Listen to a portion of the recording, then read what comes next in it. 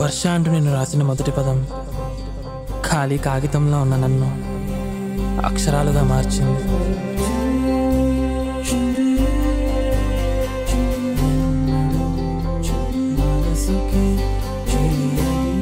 ఆ వర్షాన్ని వరమడగలేమో, ఈ వర్షాన్ని చేరాలంటే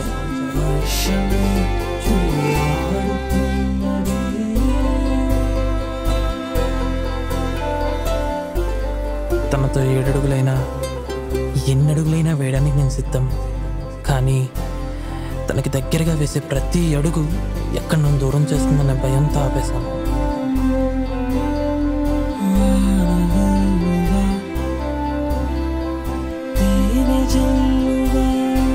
సముద్రంలో ఎగిసిపడే అలల్లా ఎన్నెన్నో వింతలు నా జీవితంలో ఎగిసిపడుతున్నాయి.